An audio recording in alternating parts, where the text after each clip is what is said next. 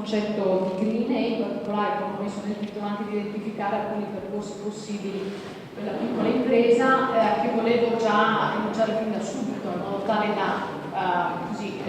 aiutarvi nel seguire quelli che possono essere alcuni temi rilevanti del ragionamento che grazie anche ai relatori che mi hanno preceduto possono essere in un certo modo più chiari, perché sono stati evidenziati alcuni concetti che io poi riprenderò. Parleremo di economia circolare, ma ci sono alcuni elementi in particolare su cui vale la pena ragionare. Prima l'idea di un'economia circolare, di una green economy che aiuta a ridurre i costi, e quindi un ragionamento sull'ecoefficienza che vedremo. Un passo successivo, un secondo percorso che invece ci porta a ragionare sul prodotto. Abbiamo parlato di prodotto in più modi diversi, abbiamo visto diverse immagini. Oggi c'è un'attenzione forte su quello che si chiama l'ecoinnovazione. Quindi ragionare non soltanto in chiave di costi, ma in chiave di prospettica, di creazione del valore attraverso un'applicazione di conoscenze nuove. C'è poi un tema altrettanto importante che vedremo si intreccia con i due precedenti, che è quello del ragionamento delle filiere, su come avvicinarsi all'economia green o come praticare meglio un'economia green insieme. E quindi parleremo di filiere corte, filiere circolari, filiere etiche o inclusive. E l'ultimo elemento, l'ultima parola su cui si è speso Paolo Manfredi, è il tema della comunicazione, che diventa assolutamente fondamentale. Perché parlare di green economy? C'è un'idea di un'impresa per molto tempo, c'è stata un'idea di impresa come nemica dell'ambiente. Oggi invece l'attenzione verso, scusate se vado forse un po' con l'accetta quei concetti, ma vedo che ho il tempo contato, c'è un'idea di investire sulla sostenibilità ambientale anche di questo tema che si chiama corporate social responsibility o responsabilità sociale dell'impresa, per mettere in evidenza come le imprese si possono far carico di una serie di problemi che sono legati per esempio all'inquinamento del mondo come elemento importante per il loro valore, ma anche per essere riconosciuti all'interno della società e come un elemento di valore importante. C'è una visione diversa che lega il tema della sostenibilità ambientale al mercato, lo si accennava prima, un'attenzione sempre più forte di noi come consumatori, e anche ovviamente al di fuori di questa stanza, di persone che sono sempre più interessate a capire da dove vengono i prodotti, a comprare ragionando, a fare attenzione a quello che potrebbe essere il risultato finale dell'uso del prodotto, di dove va a finire il prodotto una volta che è finita la sua vita, che non usiamo più, ma anche da dove vengono i prodotti. E quindi c'è stato uno sforzo che riprenderò in parte legato al tema della comunicazione professionale del marketing. Ma secondo me il tema più importante e centrale, che è stato detto anche diverse volte oggi, è l'idea di riconoscere l'economia green come un cambio di paradigma. L'idea che non siamo più in un mondo lineare, ma siamo in un modo circolare. Che cosa vuol dire? Questa è una delle immagini che si usa in una fondazione, Elmer Carton Foundation, una fondazione inglese, che ha rappresentato l'economia circolare secondo me in maniera molto evidente, in cui si dice che un po' come nulla si crea, nulla si distrugge, ma tutto si trasforma. In realtà quello che rispetto a un'idea lineare di un'impresa che ha degli input che vengono trasformati, che arrivano al mercato, e poi il mercato consumerà e butterà il prodotto, si deve pensare in un'ottica circolare, e in particolare uno degli elementi interessanti è che il rifiuto è risorsa, che non tutto ciò che va buttato in realtà non ha valore, e su questo ci ritorneremo, che anche però i consumatori hanno un ruolo, gli utilizzatori. Si parlava prima di sharing economy, economia collaborativa,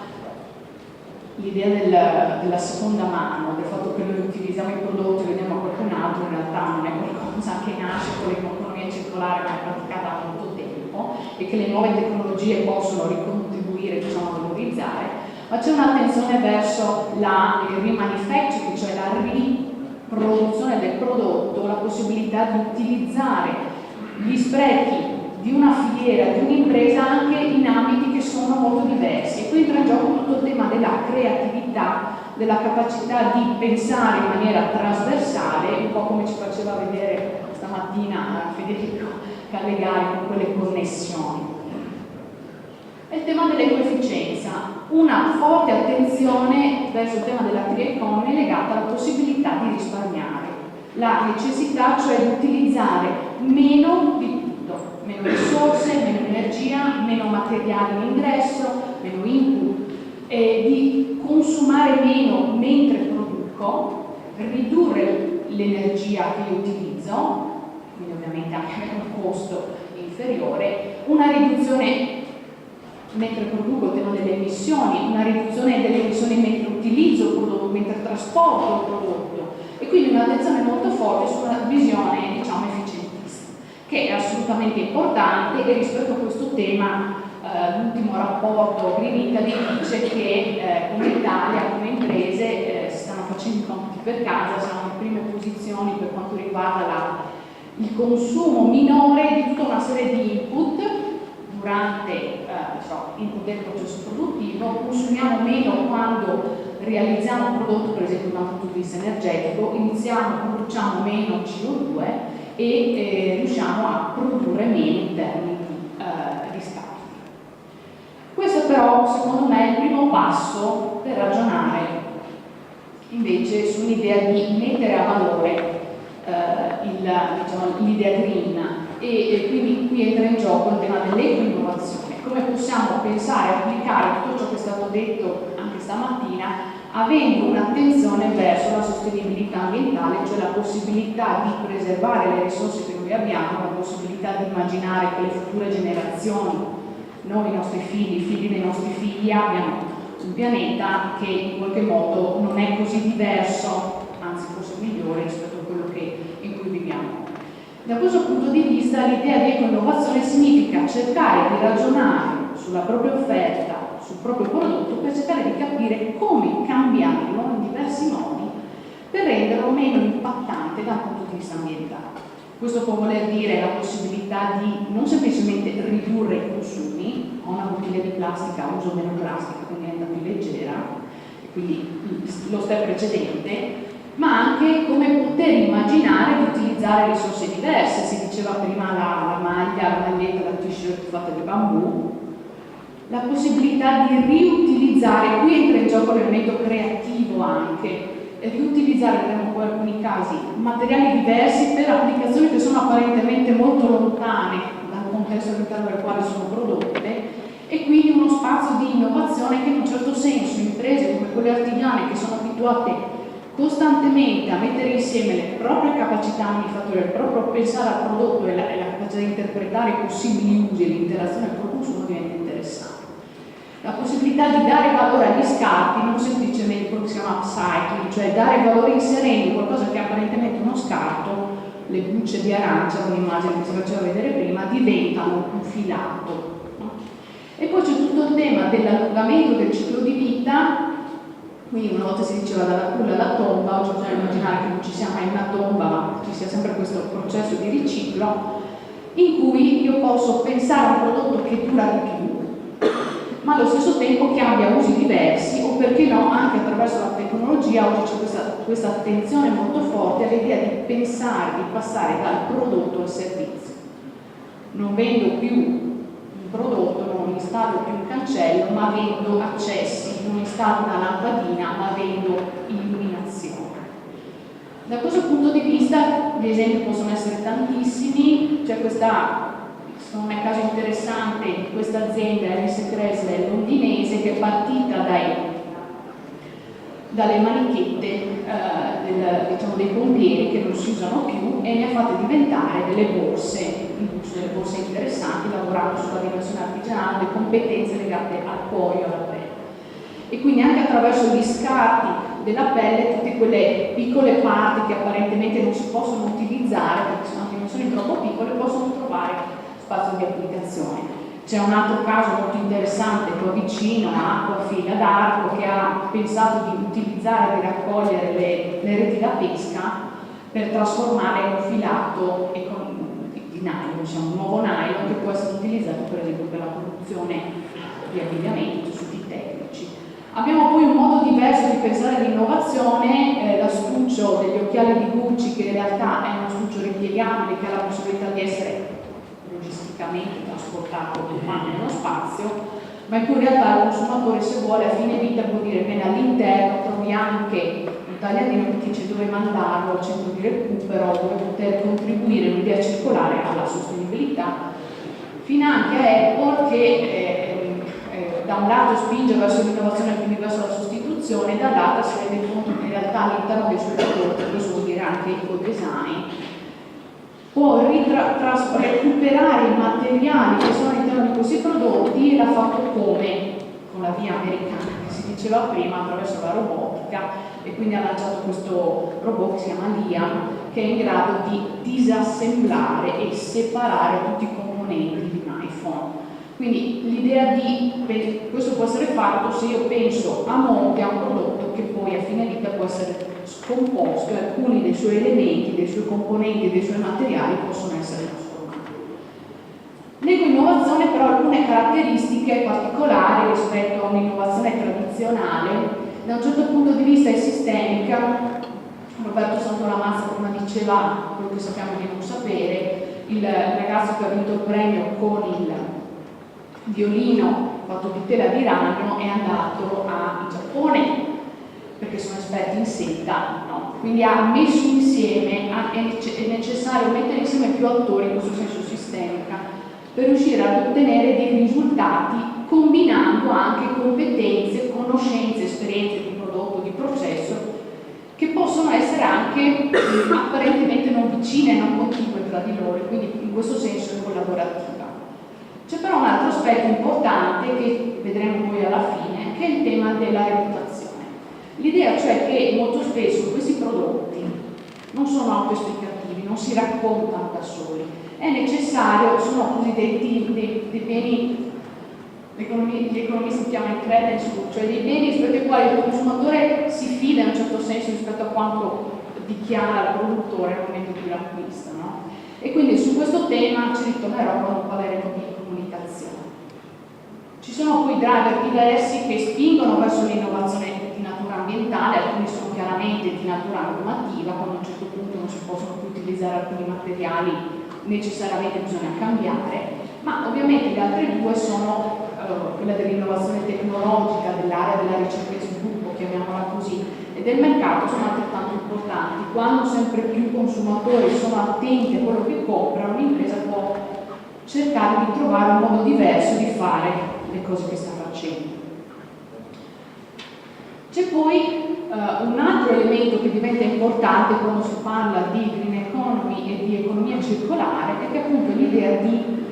ragionare sulle interconnessioni in questo processo di creazione del valore che ha come filo rosso la sostenibilità ambientale e anche sociale. Da un lato c'è un'attenzione, lo diceva il direttore stamattina, del chilometro zero, no? Nelle filiere corte.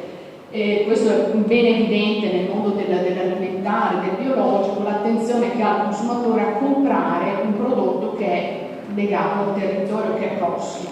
Questo ha chiaramente un impatto dal punto di vista ambientale in termini dell'efficienza che dicevo prima. Se io compro qualcosa che è vicino e non compro le arance che vengono dall'altra parte del mondo, l'impatto in termini di consumo, quindi anche di produzione per esempio di CO2, ovviamente più basso. Però c'è anche la possibilità di immaginare anche in maniera proprio di fertilizzazione incrociata di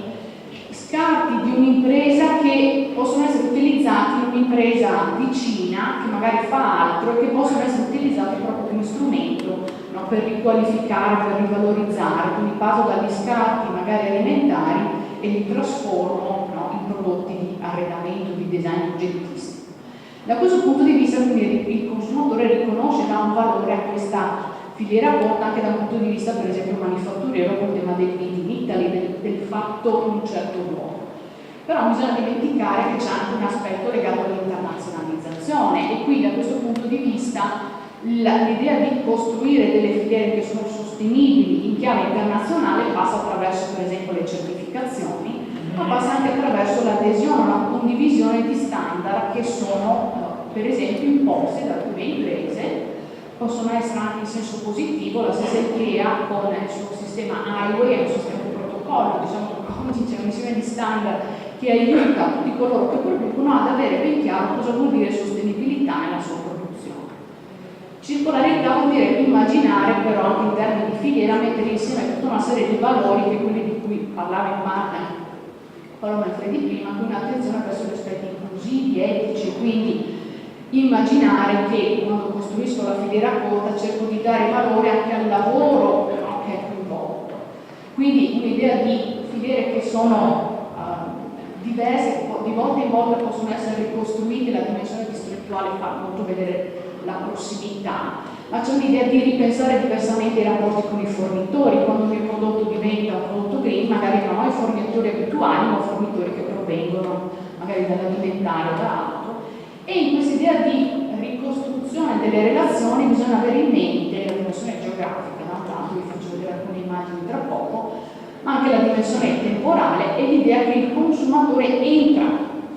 l'utilizzatore che cosa farà poi del prodotto una volta finito? Lo metto in condizione di riutilizzarlo, di scomporlo, può essere incluso nel ciclo di recupero dei materiali, per esempio. Ci sono due casi.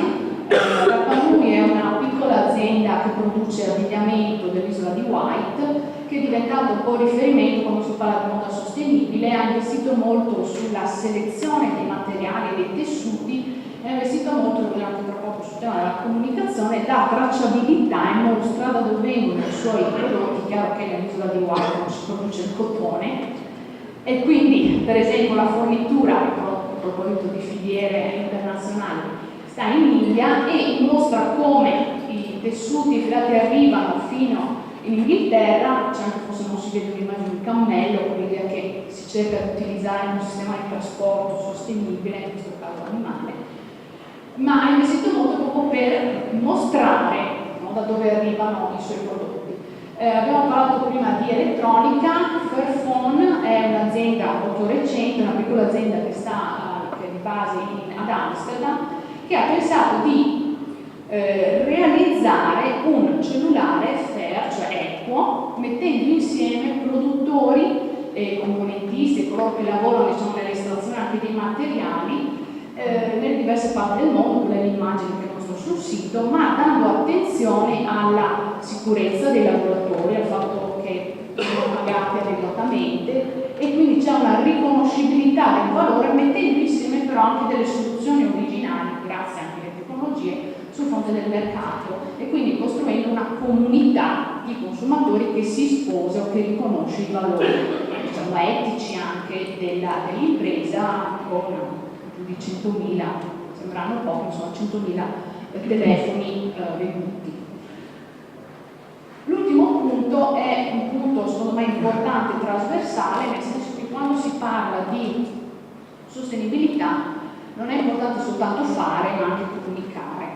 L'idea cioè che il consumatore può riconoscere un valore, può essere disposto a pagare, può essere disposto a partecipare se gli si spiega il senso del percorso, se si dà un senso, come si diceva prima, a quello che è l'investimento che è stato fatto dall'impresa, se c'è un'attenzione all'idea di investimento sul tema ambientale, non soltanto come, diciamo, una dimensione più normativa burocratica o le colleghe, questo già dovrebbe assicurarmi il mercato, no? Ma ragionare invece una logica di costruzione di quelli che sono i significati della marca, e in questo entra in gioco quella dimensione anche culturale dei prodotti di cui si parlava prima. La comunicazione è importante per diciamo, creare un legame rispetto a tutti quegli attori che stanno all'interno del territorio, per coinvolgerli e anche coinvolgere da questo punto di vista il consumatore. Le immagini che avete visto sono prese da siti. C'è una necessità assoluta di investire sul fronte del digitale come elemento che nella sua dimensione pervasiva di socialità, di diciamo, supporto alle relazioni sociali, di aggregazione, di multimedialità aiuta. Quindi da un lato vi volevo portare il caso per esempio di North Face, che è un'azienda ovviamente in abbigliamento sportivo, che ha deciso di lanciare questo nuovo prodotto, questo giubbotto, rispetto a una sua produzione internazionale che deve coinvolgere soprattutto il farista, ha deciso invece di legittimare i piccoli produttori di cotone organico che stanno a 150 miglia dalla sede californiana di San Francisco, e quindi attraverso anche un video racconta, intervista pubblicità cerca di far vedere qual è il valore che questi attori hanno, quali sono le loro competenze e il ruolo che apportano al valore finale del prodotto. In questo senso il consumatore non compra solo una giacca, ma aderisce in un certo senso a una proposta di valorizzazione di una rete più ampia. C'è un modo diverso anche di immaginare la comunicazione. Una piccola azienda